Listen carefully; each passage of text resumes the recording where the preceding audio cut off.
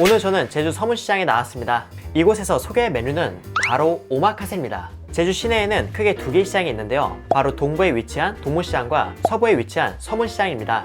동문시장은 야시장, 수산시장이 따로 있어서 다양한 음식과 회를 먹으러 가고, 서문시장은 고기를 먹기 위해 많은 사람들이 찾는다고 합니다. 서울의 마장동처럼 고기를 사서 자리값을 내고 먹는 정육식당이 많다고 하더라고요. 그렇다면 제가 찾은 오마카세 전문점은 고기 오마카세인 건가요? 아니죠. 제주의 신선한 해산물을 즐길 수 있는 퓨전 해산물 오마카세입니다. 그렇다면 전통시장에 위치한 해산물 오마카세는 어떨지 회사랑과 함께 보러 가시죠.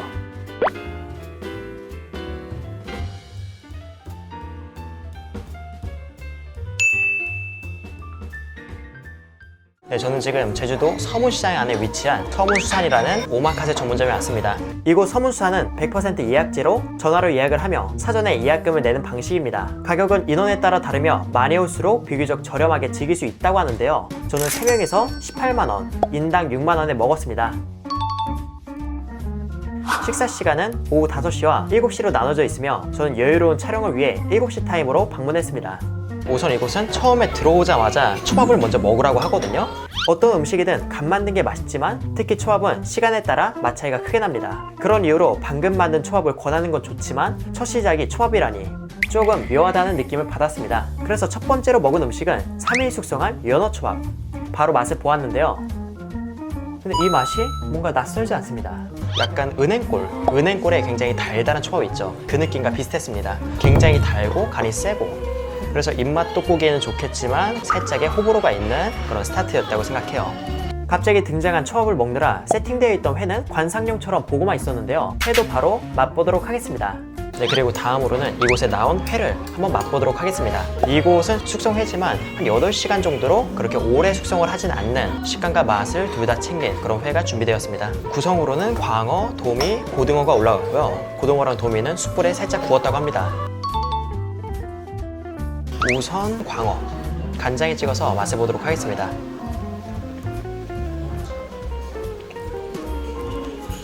광어는 감칠맛과 식감, 이 두 가지를 다 잡은 숙성이었고요. 큰 호불호 없이 맛있게 드실 법한 광어라고 생각합니다. 탱글한 식감에 특별하게 비린내 없이 깔끔하고 먹기 좋았습니다. 그리고 여기에는 회랑 곁들여 먹을 게 몇 가지 준비되어 있는데요. 식감이 좋은 해조류와 해삼 내장이 있어 회가 그렇게 다양하지 않아도 여러 조합으로 즐기기에 좋다는 생각도 들었습니다. 그리고 다음은 참숯에 껍질을 살짝 구운 도미.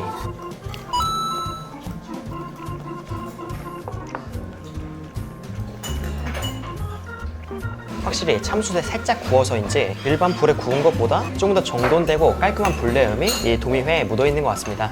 그리고 이 도미도 광어랑 비슷하게 식감과 감칠맛 이 두 가지를 다 잡은 숙성회였어요. 이곳이 숙성회 전문점이라고 해서 묵처럼 부드러운 회를 주는 게 아닙니다. 화로회처럼 식감 좋게 숙성하여 누구나 호불호 없이 먹기 좋은 회라고 생각했습니다. 그리고 양식과 자연산을 상황에 맞게 사용한다고 하니 오마카세라는 메뉴 특성에 맞게 계절감도 충분히 느낄 수 있을 거라고 봅니다. 네, 그리고 다음은 참숯에 살짝 구운 고등어회 한번 맛보도록 하겠습니다.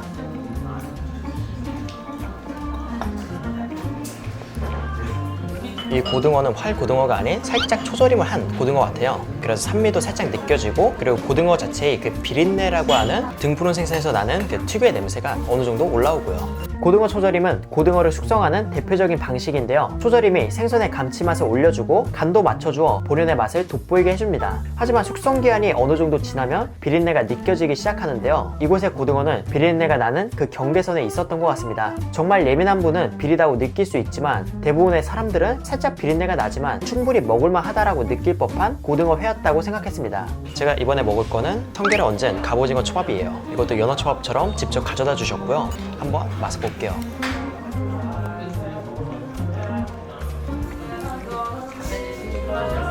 유자향도 느껴지고 갑오징어의 식감도 좋고 단맛도 좋고, 하지만 이 초대리의 간이 너무 세요.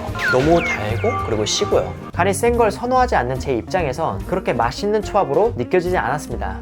네, 그리고 다음으로는 참치, 대뱃살에 성게와 연어를 얹은 김초밥입니다. 한번 맛을 볼게요.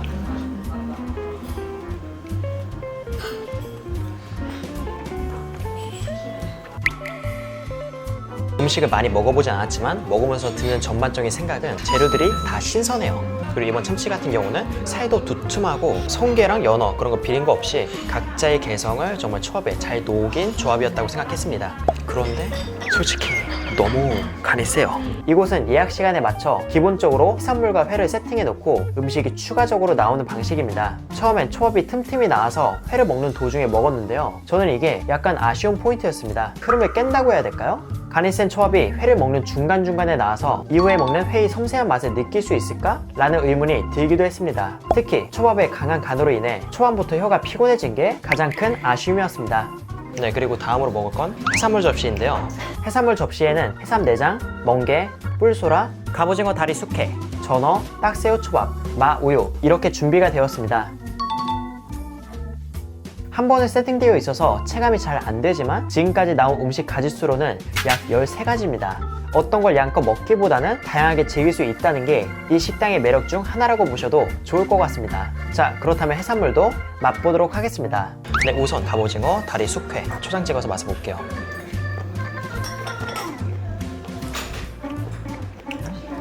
다리가 조금 짜리몽땅해서 그런지 일반 오징어 다리보다 조금 더 밀도가 있는 느낌이었고요. 단단한 오징어 숙회를 먹는 느낌에 가까웠습니다. 갑오징어 숙회에서 느껴질 법한 단맛은 크게 느끼지 못했습니다. 그래서 식감으로만 즐긴 갑오징어였습니다. 네, 그리고 다음으로는 기름장을 찍은 뿔소라 회를 맛보도록 하겠습니다.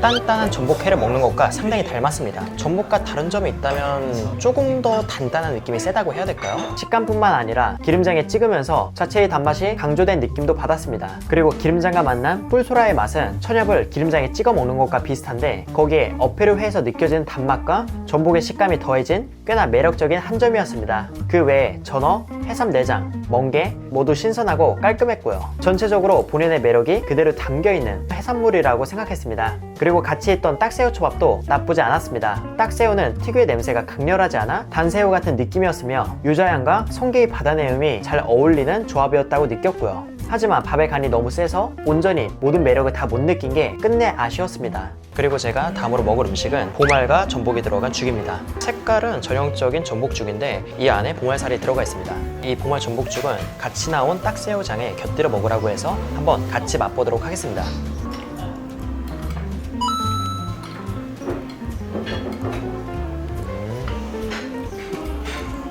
이 보말 전복죽은 그냥 우리가 생각하는 전복 내장죽과 닮았습니다. 조금 씁쓸한 전복죽이라고 생각하시면 될 것 같아요. 그리고 이 보말의 식감은 그 우렁이 있죠. 우렁이 쌈밥집에서 나오는 우렁이. 삶은 우렁이처럼 단단하고 알찬 식감이었습니다. 맛은 담백하고 어패류의 단맛이 아주 연하게 느껴지는 정도였고요. 그리고 같이 곁들여 먹었던 이 딱새우장은 살짝의 달달함과 짭짤함을 줘서 정말 맛있는 조합이다 라고 생각했어요. 딱새우장의 간이 약한 건 아니지만 죽이 담백하고 고소한 맛이 짙다 보니까 둘의 조합이 조화롭게 다가왔던 것 같습니다. 그리고 제가 다음으로 먹을 음식은 생선구이예요. 이 생선구이는 매일마다 달라지는 것 같은데요. 오늘은 도미구이가 나왔습니다. 한번 맛을 볼게요.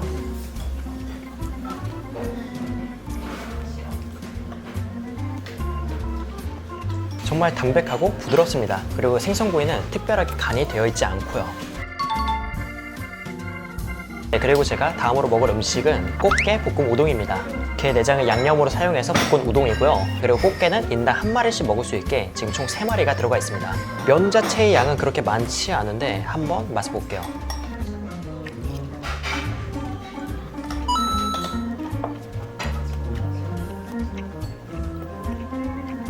우리가 흔히 알고 있는 볶음 우동의 데리야끼 소스가 아닌 진짜 게 내장으로 만든 정말 꾸덕하고 정말 고소한 꽃게 냄새가 진하게 느껴지는 볶음 우동이었습니다. 그런데 조금 특이한 게 튀김 기름 냄새가 살짝 느껴지네요. 자세히 보니까 꽃게를 기름에 튀겨서 준 거였습니다. 그래서 꽃게살의 촉촉함은 덜했지만 고소함과 껍질까지 먹을 수 있다는 점이 나름 마음에 들었습니다.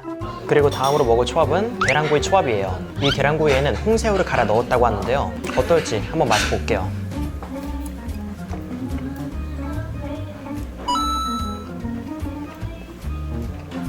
네, 이 계란구이는 일식 계란구이에 새우살을 갈아 넣은 게 아니고 한국식 계란구이에 이 홍새우를 갈아 넣은 느낌이었습니다. 그래서 상당히 담백하고 계란 자체의 맛이 많이 느껴지고 끝에는 새우살 자체의 감칠맛이 연하게 깔리는 맛이었어요. 한편으로는 심심한 계란초밥이라고 느꼈습니다. 그리고 밥은 역시나 달았고요. 그리고 다음으로 나온 음식은 초양념을 곁들인 홍새우 구이와 양송이버섯 구이입니다. 양념 곁들여서 바로 맛을 볼게요.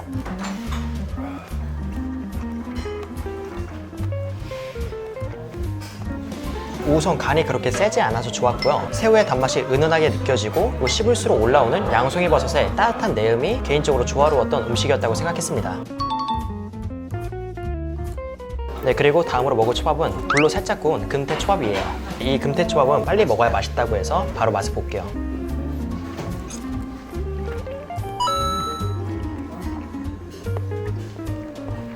초밥의 네타라고 불리는 이 회가 정말 두툼해서 이 금태 자체를 좋아하시는 분은 입안 가득 차는 고소하고 부드러운 금태를 만끽하기에는 이만한 초밥이 없었다고 생각했습니다. 사실 금태 초밥도 초대리 간이 센 편이었지만 회가 정말 두툼해서인지 간이 어느 정도 맞아서 전에 초밥보다 먹기 좋았습니다. 그리고 금태 초밥에도 유자를 써서 기름짐에 산뜻함을 더해 더 맛있게 즐길 수 있었던 것 같고요. 그리고 다음으로는 참돔 지리탕이 나왔습니다. 비주얼은 거의 곰국인데요. 한번 맛을 볼게요.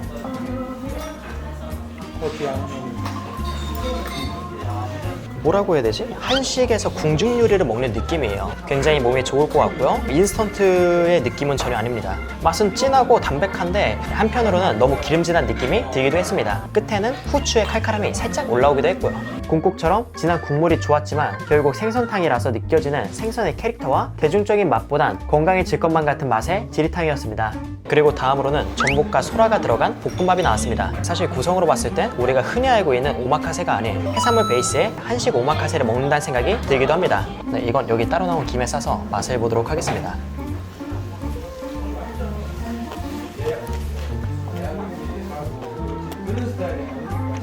이 볶음밥은 간이 그렇게 세지 않습니다. 약간의 간장과 소금, 고춧가루로 맛을 낸 볶음밥이라는 생각이 들었고요. 그리고 익힌 전복과 소라의 식감이 확실하게 느껴지는 볶음밥이었습니다. 막 엄청 맛있다 그런 건 아니고요. 그냥 어촌 마을에 사는 할머니가 만들어준 듯한 그런 인심 넉넉한 전복 소라 볶음밥이라고 생각해 주시면 좋을 것 같아요.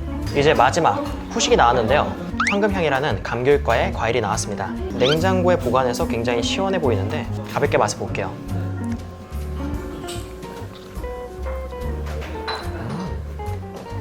껍질이 얇고 달달한데 마치 골드퀴처럼 상당히 부드러운 단맛이 느껴졌습니다.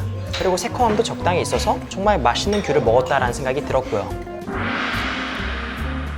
네, 이렇게 해서 저는 서문시장 내에 위치한 서문수산이라는 오마카세 전문점에서 식사를 했습니다. 기존의 오마카세와는 상당히 다른 구성에 꽤나 재밌는 식사였다고 생각했습니다. 3인 기준으로 인당 6만원에 약 20가지 음식을 맛보았는데요. 음식은 해산물의 선도가 좋아서인지 재료 본연의 맛을 즐기기에 좋았습니다. 그리고 일식보다는 한식스러운 느낌이 많이 묻어있어서 색다른 매력을 느낄 수도 있었고요. 우선 가성비적인 측면에선 나쁘지 않았다고 생각했습니다. 비싼 횟감을 많이 맛볼 수 있는 건 아니었지만 다채롭고 재주스러운 요리가 이것저것 나와서 식재료만 봤을 때에는 돈이 아깝다는 생각이 들지 않았습니다. 하지만 맛을 본 입장에서 같은 돈으로 더 맛있는 걸 먹을 수 있지 않을까 라는 생각 또한 들었습니다. 일단 초대리 간이 너무 달았으며 음식의 맛이 대중적인 것보단 약간 집밥 같은 느낌? 좋은 식재료로 솜씨 좋은 친구가 다양한 해산물로 요리를 해준 듯한 느낌을 받았습니다. 그래서 이곳은 모두에게 추천드리기는 어렵고요. 은행골 스타일의 초밥을 좋아하시는 분, 그리고 제주 해산물 요리를 5, 6만원 정도에 다양하게 즐기고 싶은 분들에게만 추천드립니다. 일단 제 취향은 아니었고요. 이렇게 해서 회사랑은 인사드리도록 하겠습니다. 그럼 여러분들 안녕.